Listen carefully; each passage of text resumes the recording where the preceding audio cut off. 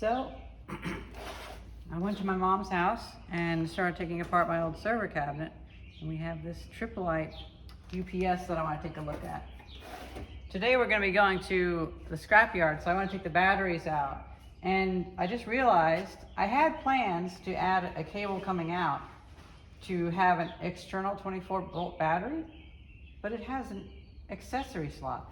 I wonder if that is going to be an Anderson plug underneath there. Oh, here we go.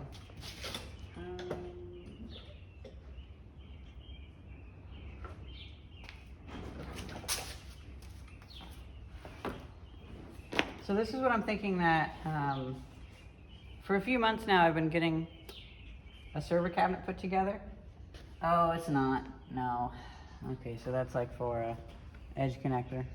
Well, I can still work with that. I've been restoring a server cabinet that it was more of a AV equipment rack, but I want to make it look like something from the 70s, so I painted it blue. And I'm hoping to put some interesting things in it in our apartment. I also hope that this battery backup will be able to run our computers if there's ever a brownout. So this one is if you want to come up here and look at the number. It used to work well for me. It's a Smart 500 RT1U, and it takes 4 6-volt batteries if I remember right. And look at what I'm doing now. Actually, I should remove whatever this tape is doing. I put this on here for a reason, but I can't remember why.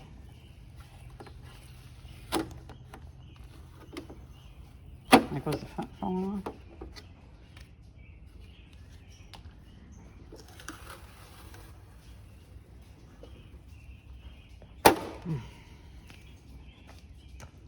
Yeah, basically we're going to be having to drive this all the way halfway across the country, so I don't want to take batteries if I don't have to. Oh, we got this. I guess I had opened up the other side before. Okay, there we go. We have the batteries. Oh, it only takes 2. Really? Huh. I thought it took 4.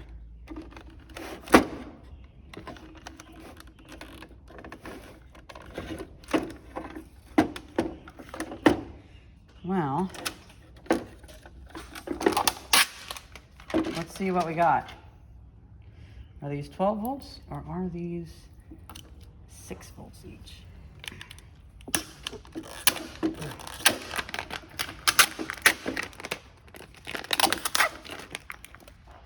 Six volt. Oh, so this is a 12-volt system. Oh, that makes me so happy. Well, then change of plans. I can use a little 12-volt battery for it. Oh, that's not so bad. I was thinking this would have 2 modules in it. Of batteries. Do you want to help us? No? Yes? It's a pain in the butt.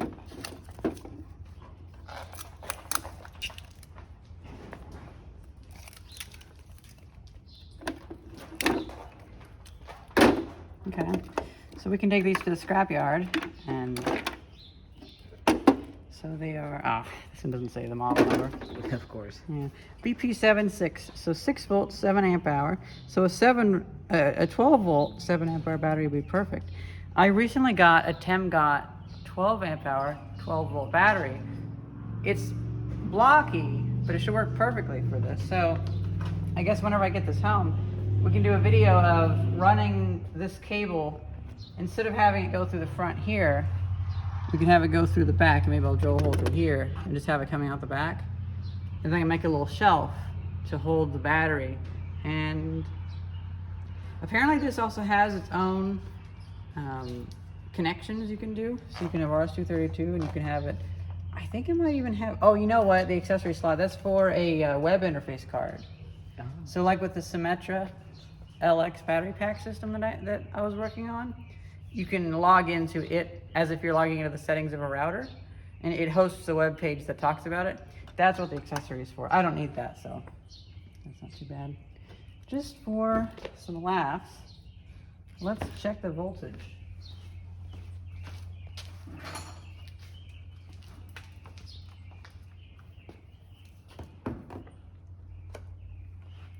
I know this stopped running, having power for a while. 3.7 volts, 4.61 volts. Yeah, they're pretty dead. This UPS, I got it given to me in 2016, and it was kind of on its last leg. And then it worked until 2022 or so, which is pretty long, I must say. It's actually pretty long. So, I liked this one because it had such an easy user interface. The only issue was I had it in my bedroom and the lights flickering would, because they show all the power issues of the, like the cleanliness issues of the power coming in from the grid. And so at night, you know, like if you have a really dark room, a few LEDs would just blast light into your room, and all this flickering, it was messing with my sleep. And I do genuinely like how this is laid out.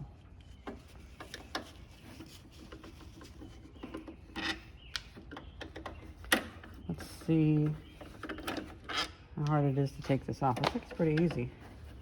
Oh, you know what? It looks like you can just service it from the front. So you could have I could have just taken out the battery by taking off the front. Well, that's even nicer. So then we just have a ribbon cable.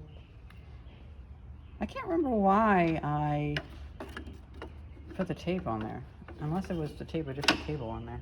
I think that must have been it. Maybe I was doing something, and I'm always doing something, but I must have put the tape on there to hold a cable that I had over or something. Well, that's a few less pounds to have, and we can maybe get a few dollars for this, for scrap value.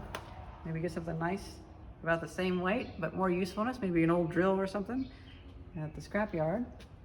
I'll put this back together. We'll take this back to Philadelphia and integrate it into our living room power setup, because we do get some brownouts. We have more than I would expect out there. Less than we have out in Illinois, but more than I'd expect out there. So that's pretty much it. That's the look inside of a Tripp-Lite 1U 19-inch server rack UPS. Just a quick look, because I don't feel like making I don't feel like making a video that I have to edit just yet. And next, I can reference this video for the video of modifying it to lithium iron phosphate, because that's much more interesting. If I take the camera, I'll get a few shots of this so I can use this footage. Because my main idea is, you know, I want to be spending this trip to Illinois doing cool things, not editing videos. But I also want you guys to be able to see the videos, because you guys remind me of so many good things. Like, there's been a few commenters that have said, hey, you should show this. And I was like, oh, I forgot about that. Because I have like Aladdin's cave. Oh, it's the cat. He's upset about the cat, I bet. I was wondering what he was upset about. Yeah. Well, that's pretty much it. A quick little look at a server rack UPS single unit one that has served me well and will continue to serve well. Actually, you know what?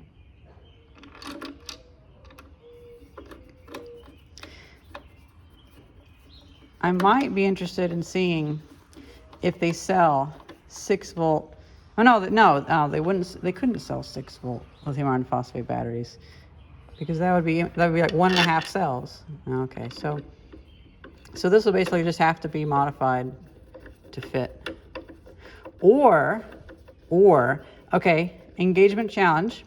Should I make this to where it has everything fits in here, or should I have the pre-existing battery that I already have sitting back here, or should I just cut a hole in the top and have a battery laying on its side, and it just takes up 2 units? That might not be so bad. Most of the 7 amp hour lithium iron phosphate batteries that they sell that are 12 volts they're essentially, well, I mean, they're essentially this, just not with these connectors. They're just the 12-volt connection. So it would be kind of like that. It's not elegant, but I could almost make that work, actually. Especially if I had something up here like a power strip. So it was just open, and the power strip made it look like it wasn't like abnormal, wasn't modified. So they're from 2013, from August 2013. Okay, yeah, they've definitely lasted 11 years with constant use. Or what do you think? Should I keep these batteries and play with them? What do you do with them? Well, I would put more acid in them. They're like 13, they're like 11 years old though. Like, I'm so over lead acid that, I say just take them. yeah, I'm just gonna scrap them. It's like $5 sitting here, or $4. I could buy myself some nice old vintage tools from the scrapyard with this, so I'm gonna do that. I'm gonna get rid of this. I'm gonna not have fun playing with them, and I'm gonna have fun playing with whatever tools I find at the scrapyard, and I'm gonna rescue those tools. Okay, I better resolve. Hope you guys enjoyed this video. Thank you very much for watching. See ya.